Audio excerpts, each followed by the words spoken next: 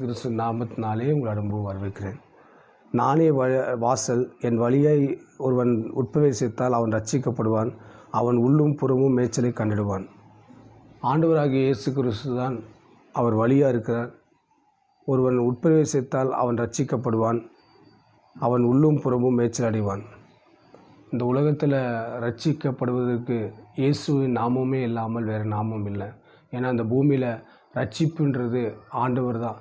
ஏன்னா அந்த பூமியில் பார்த்திங்கன்னா பாவத்தினாலும் சாபத்தினாலும் ஜனங்களை ரட்சிக்க ஆண்டவர் இந்த பூமிக்கு வந்தார். பரலோகத்திலிருந்து இந்த பூமிக்கு வந்தார். அவர் சாதாரண தச்சனுடைய வீட்டில் பிறந்தார், மாட்டு தொழுவத்தில் பிறந்தார்.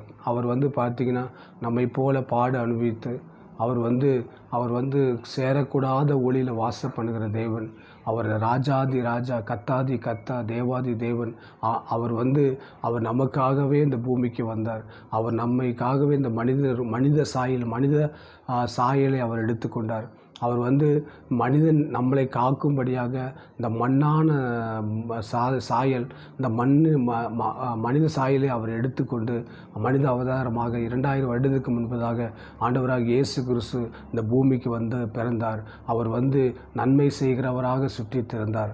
ஆண்டவராக இயேசு கிறிஸ்து நம்மை மீட்கும்படியாக அவரே நானே வாசல், என் வழியை உட்பிரவேசித்தால் அவன் ரட்சிக்கப்படுவான், அவன் உள்ளும் புறவும் மேய்ச்சலை கண்டிடுவான். ஆண்டவர் தான் வாசல், ஆண்டவர் தான் நம்மளுக்கு எல்லாமே ரட்சிப்பு. அவர் இல்லாமல் நம்மளுக்கு ரட்சிப்பு இல்லை. வானத்திலும் சரி பூமியிலும் சரி எங்கேயுமே அவருடைய இயேசு நாமமே இல்லாமல் நம்மளுக்கு ரட்சிப்பு இல்லை. அவர் தான் வழி, அவர் தான் சத்தியம், அவர் தான் ஜீவனாக இருக்கிறார். அவரை நாம் விசுவாசிக்கும் போது நாம் ரட்சிக்கப்படுவோம், உள்ளும் பொருளும் மேய்ச்சலை கண்டிடுவோம். ஏன்னா ஆண்டவர் நம்ம இழந்து போனதை தேடுவோம் வந்தார். ஏன்னா நம்ம இழந்து போயிட்டோம். என்னென்னா ஆதாம் ஏவாள் பாவம் செய்தார்கள். அவர்கள் பாவம் செய்ததுனால அந்த ஆவிக்குரிய மரணம் ஏற்பட்டது.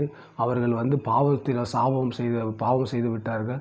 அந்த பாவத்திலிருந்து விடுதலை கொடுக்கும்படி தான் ஆண்டவர் 2000 வருடத்துக்கு முன்பதாக மனித ரூபமாக, மனித சாயலாக இந்த பூமிக்கு வந்தார். அவர் நன்மை செய்கிறவராக சுற்றி திரிந்தார்.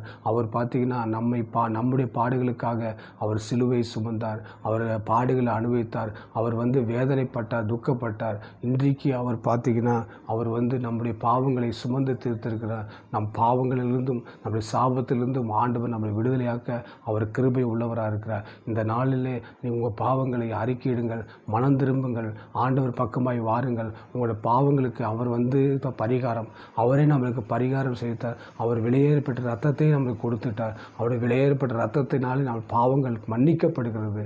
இயேசு கிறிஸ்து ரத்தம் சகல பாவங்களை நம்மளை சுத்திகரிக்கும். ஆண்டவர் சொல்கிறார், நானே வாசல், என் வழியை ஒருவர் உட்பிரவேசித்தால் அவன் ரட்சிக்கப்படுவான், அவன் உள்ளும் பொருளும் புறமும் சென்று மேய்ச்சலை கண்டிடுவான். ஆண்டவர் தான் வழி. ஆண்டவருடைய வழியில் நாம் பிரவேசிக்கும் போது ஆண்டவர் நம்மளுக்கு நித்திய ஜீவனும் ரட்சிப்பும் அவர் கொடுக்க வல்லமையாக இருக்கார். இந்த நாளிலே நாம் ஆண்டவராக இயேசு கிறிஸ்துவிட மனம் திரும்பி வருவோம். அவர் நம்மளை ரட்சித்து உள்ளும் புறவும் நம்மளை மேய்ச்சலை கண்டிடுவார். நாம் அவருடைய ஆடுகளாக இருக்கிறோம். அவர் நம்மளுக்கு நல்ல மேய்ப்பன் தன் ஆடுகளுக்கு தன் ஜீவனை கொடுக்கிறார். நம்மளுடைய புல்லுள்ள இடங்களை மேய்த்து அமர்ந்த தண்ணீர் அண்டை கொண்டு நடத்துகிறார்.